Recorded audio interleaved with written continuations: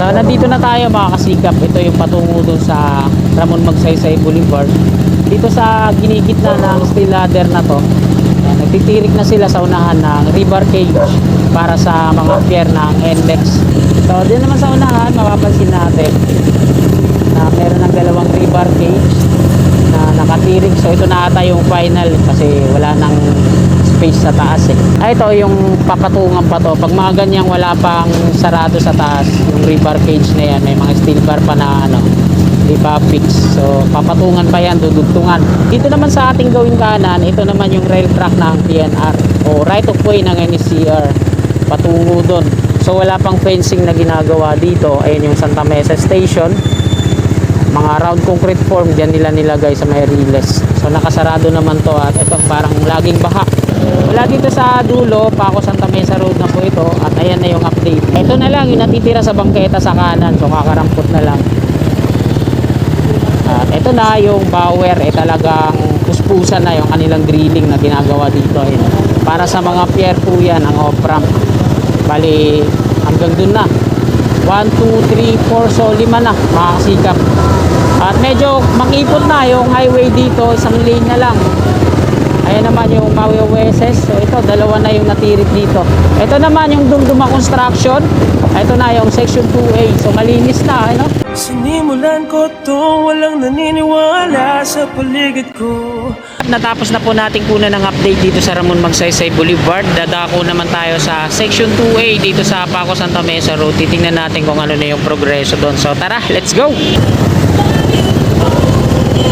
Yan, nag-asphalto na rin sila dito, no? Sasalubong nila doon sa kabila. Hanggang dyan na rin sa may ilalim ng footbridge yung asphalto. At nandito yung mga heavy equipment na ginagamit sa pag-asphalto. Dito pala nilalagay yan.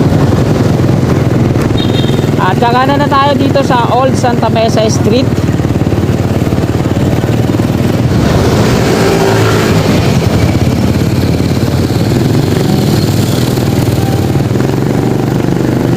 Yan. At bago tayo dumiretso doon mga kasikap, kakanan muna ako dito sa Teresa. Tingnan natin dito sa may PUP kung ano na po yung latest na progress nila. Ito na po yung Teresa Street.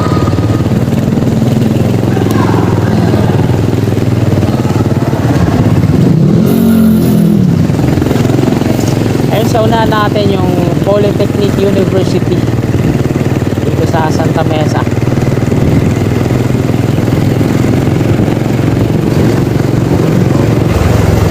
Sana hindi ganong maraming bantay dito na guardia para makakuha tayo ng date. So yung kabayan dito sa kanan at dito sa kaliwa, i-demolish pa yan, no? Phase 2.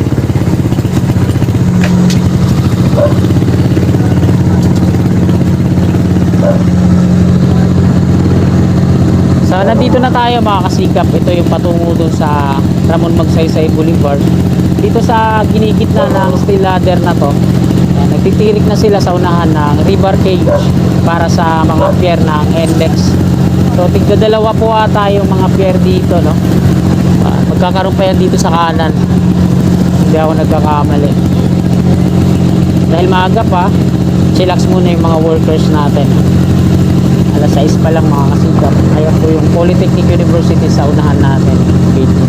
Dito naman sa kaliwa, B. Francisco Street yung tinatawag nilang Akbay. So magkakaroon pa ng demolition dyan sa kaliwa naman. Yung kantin na yan, dami pa yan ng bundod. Pati itong Malasogo na building, kulay-pula. So dapat nilagyan na lang nila ng sulat na Sogo, no? Para ano na siya, sister company. So din naman sa unahan, mapapansin natin na meron ng dalawang rebar cage na nakatirik. So ito na ata yung final, yung nakikita natin dito na mismo sa taas. So ibabaon pa nila yan para sa pundasyon kasama ng steel cage. So hindi na siguro, no, ito na ata yung pinali kasi wala nang space sa taas eh. Ganun din, ito yung papatungan pa to. Pag mga ganyang wala pang sarado sa taas, yung rebar cage na yan, may mga steel bar pa na di pa fix. So papatungan pa yan, dudugtungan. Yung nandoon sa likod natin, ayan, hindi na fix na yung taas, hindi na dudugtungan yan. Ayan na talaga yan. So diretso po na tayo dito. Dito naman sa ating gawing kanan, ito naman yung rail track ng PNR o right of way ng NSCR patungo doon. So wala pang fencing na ginagawa dito. Ayun yung Santa Mesa Station. Mga round concrete form diyan nila nilagay sa may riles. So nakasarado naman to at ito parang laging baha.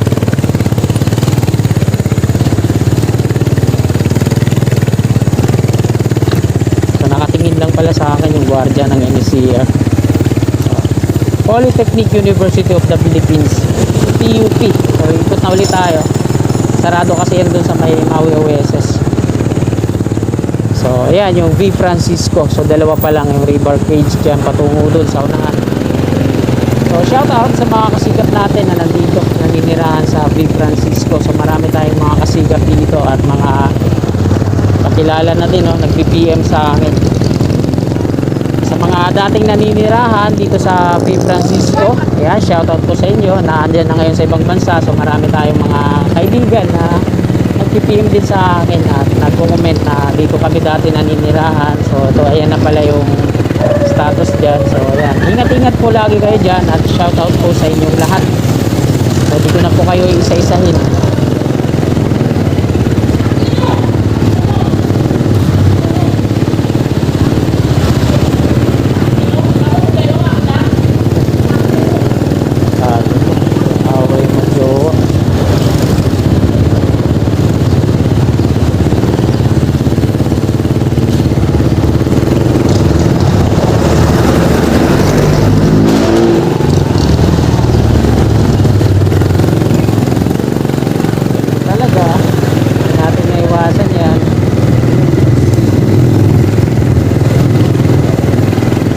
Balik na ulit tayo dito sa Old Santa Mesa. Kakanan na ulit tayo dito. Ayan, maliwalas mga kasikap. Dahil maraming mga sasakyan, mga coding at hindi nakakabiyahe. So maliwalas yung mga kakalsadahan natin. Lalo na pag araw ng linggo.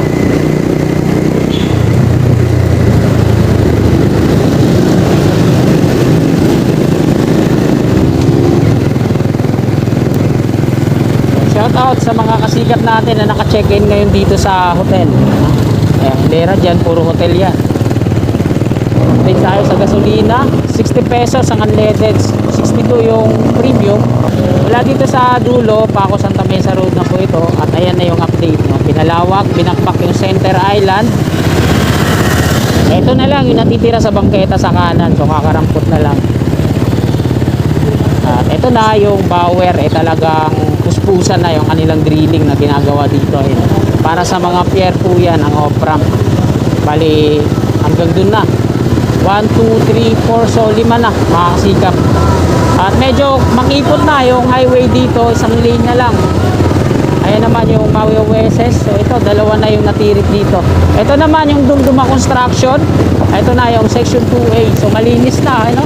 Wala na mga gaanong mga scaffolding yung pangalawang column. At dito naman sa pangapat, ito na, nabubunan nila yung platform. Ayan, tapos i-installan na nila. Ay lalagyan muna ng mga steel deck platform yan. Tapos tsaka nila lalagyan ng rebar. Ito na yung mga scaffolding o pinupina. So ito yung dalawang butas dito. Additional po yan ng mga piers na gagawin ng Dumduma. Patungo yan doon sa Tawid.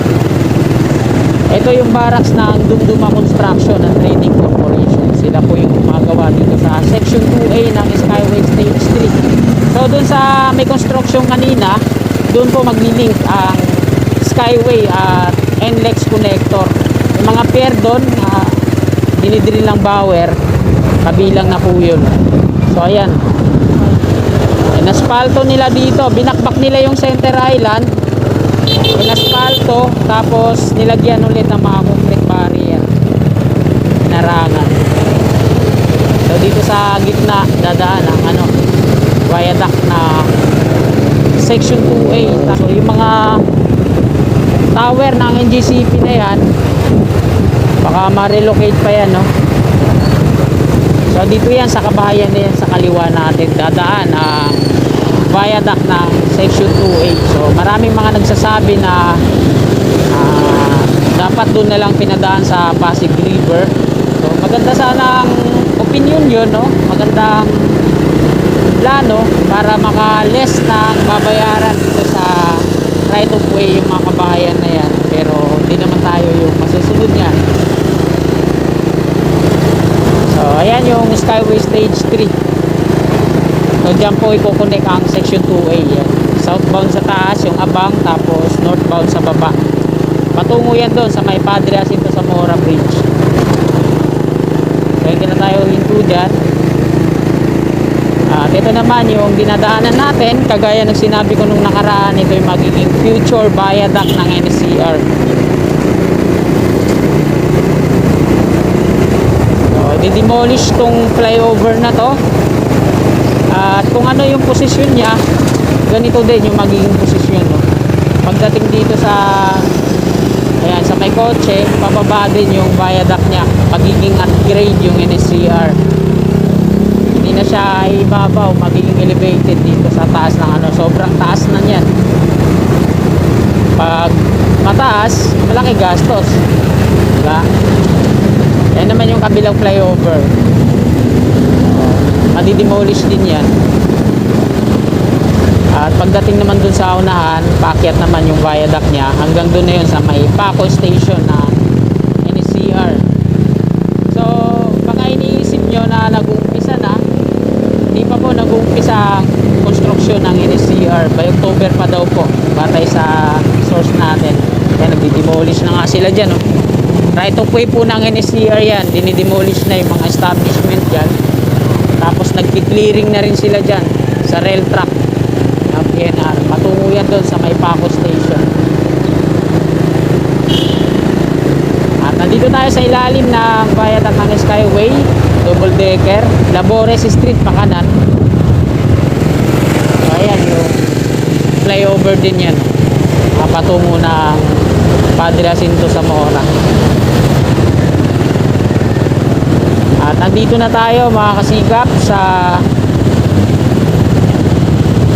Plaza Azul.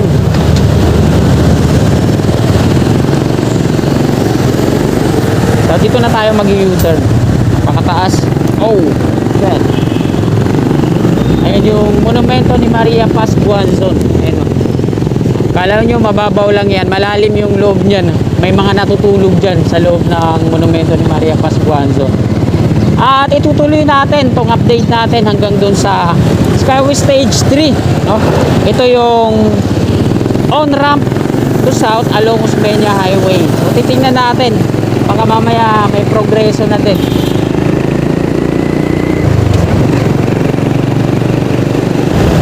Quirino Avenue southbound na po ito mga kasikap. Pandakan na po tayo. Ito yung on-ramp dito sa ating gawing kaliwa, patungong Naiya, Alabang at Calamba.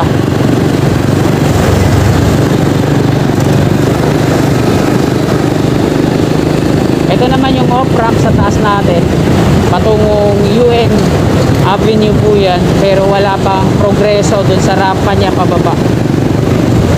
Nagtaan interchange.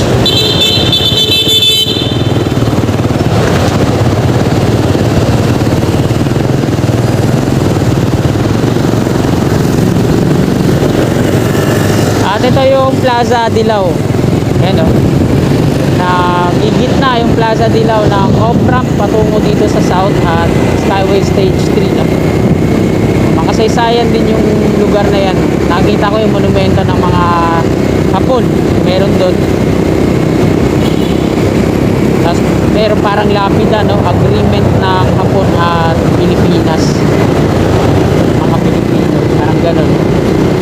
At Pedro Hilly Street na tayo.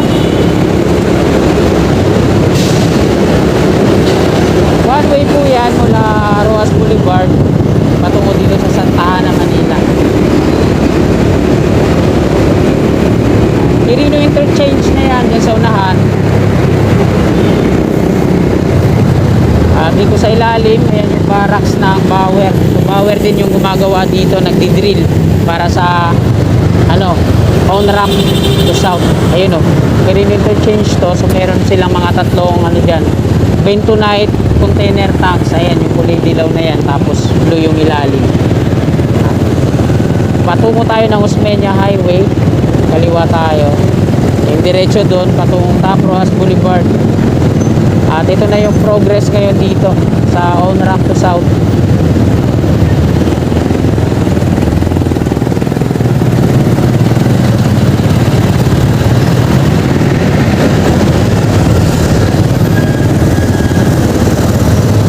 So meron na silang 1, 2, 3, 4. So apat na yung mga rebar cage mga kasikap na nakatirik dyan. So dudugtungan pa yan. Pag ganyan, hindi pa fix yung taas, dudugtungan pa yan.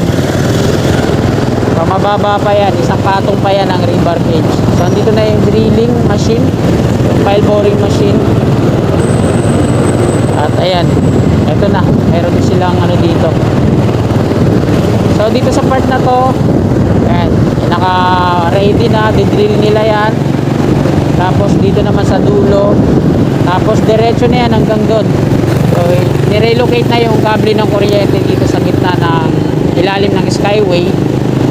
Kasi dito sa kanan, tatamaan yan. Didemolish yung kabahayan dyan. Tapos binalik ulit nila dito. Kasi hanggang dyan na lang. Yung last na pier, ikukunik na yan dito sa skyway mismo. So hindi na yan magpapatuloy patungo doon. Bali 10 piers daw yung gagawin nila doon. Batay sa nakausap ko. Yung workers po doon, nung nagdidrill sila, yung mga empleyado ng Bauer. So tinanong ko kung ilang piers ba ang gagawin patungo doon sa una.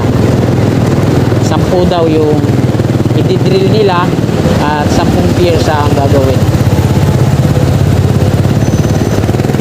So ayan mga kasikap, dito na po nagtatapos tong video natin. Update natin ngayong umaga.